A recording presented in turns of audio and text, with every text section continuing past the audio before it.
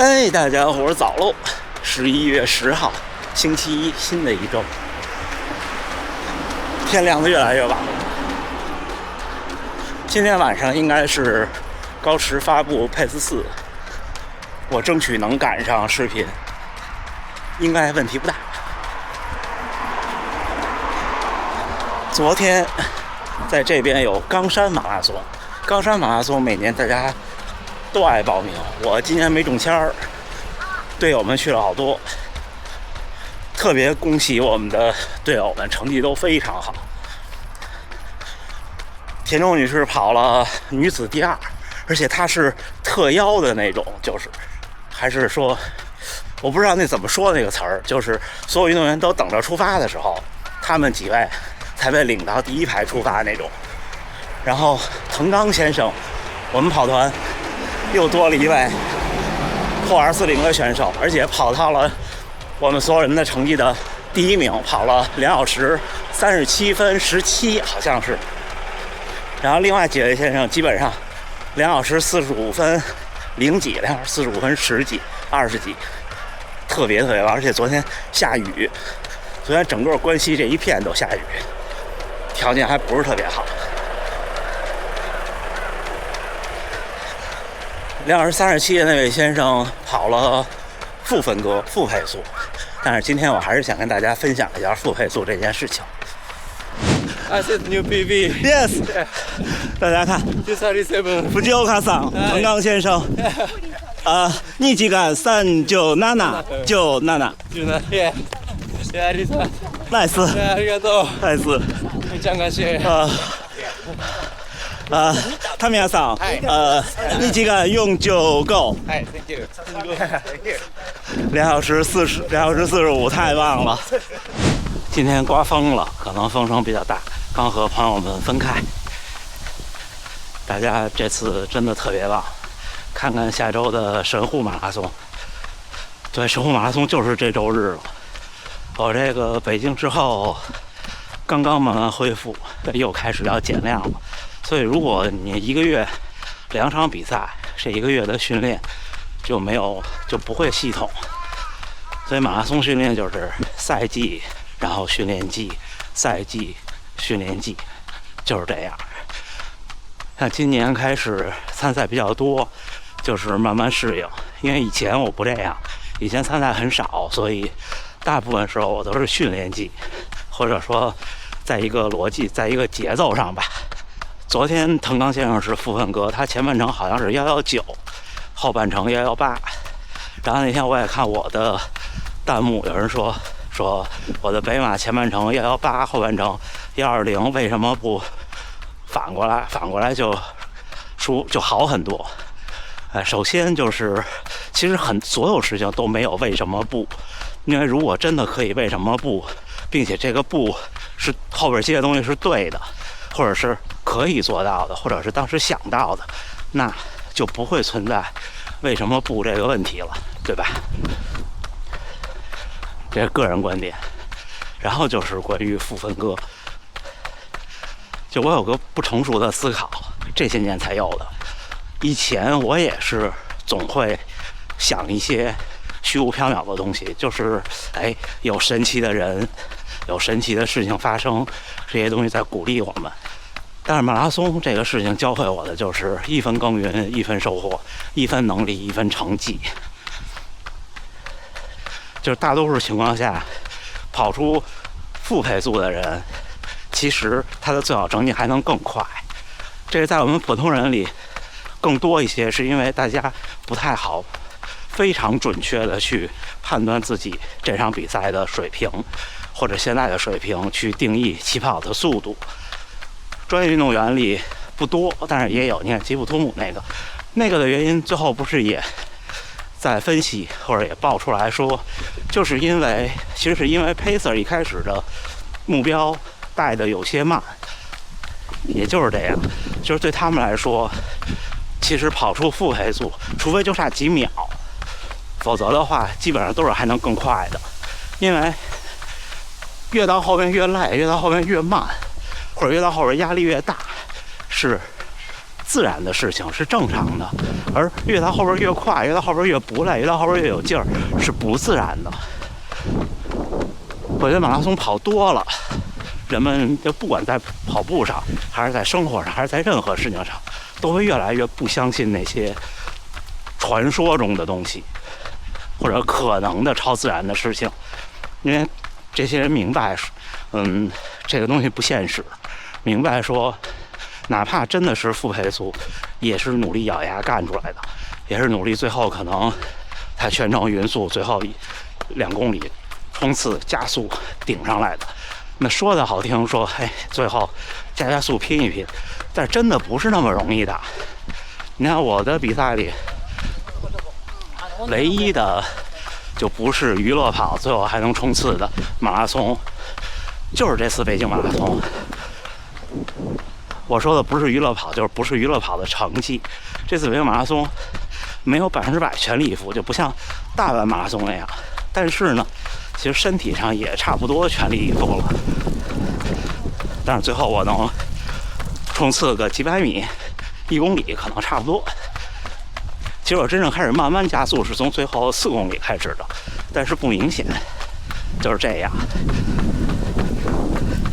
你老说，你看这个运动员到最后拼一拼啊，拼一拼，顶一顶，那拼一拼，顶一顶不是说一说就可以，他得真的能顶上去。那最后马拉松到最后，或者半马到最后，哪怕10公里到最后，那个难受的感觉，那是无与伦比的。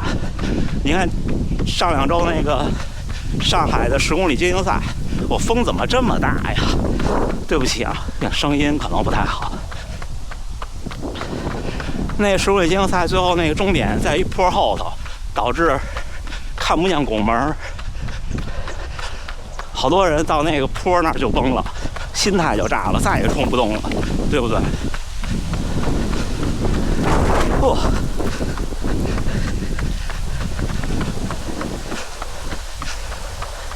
但愿借着这阵风，让气温降下去，这样周末的神户就不热了。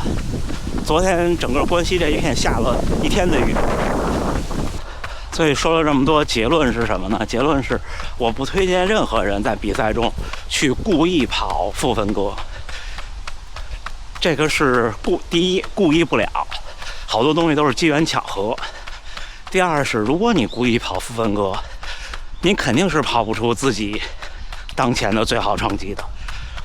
但是这东西无从验证，就像很多小伙伴问我，你这次换了补给方式啊，或者换了东西啊，这些那些的，对成绩有没有影响？那我其实也没法负责任的说，因为没有对照组。马拉松你不可能有对照组，但是可以从体感上大概的有一些经验。所以你看，我和大家分享的马拉松经验、跑步经验，都是1年、半年我的一些变化，然后我再跟大家分享出来。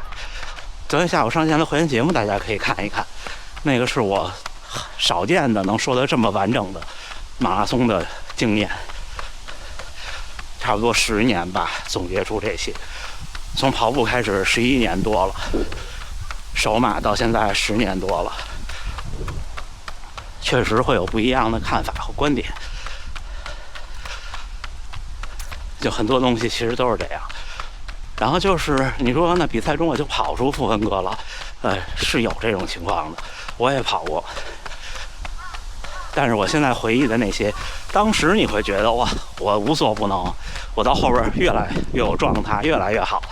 当时我也这么想，我也会跟人家说，负分割真棒。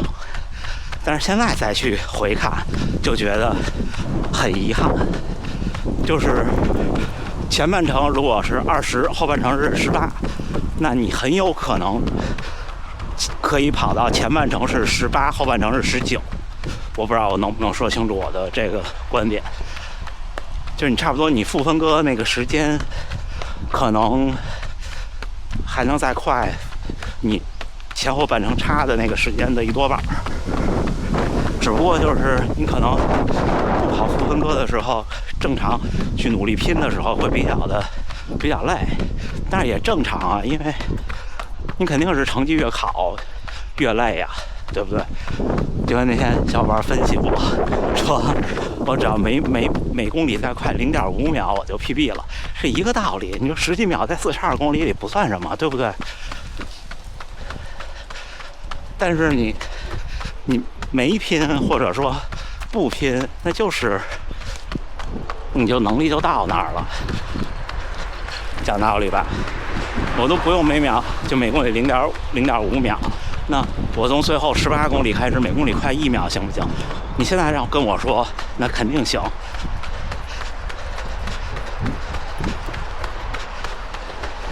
但是我还是那句话，我觉得这样的 PB 其实跟不 PB 差距不大，因为它没有代差。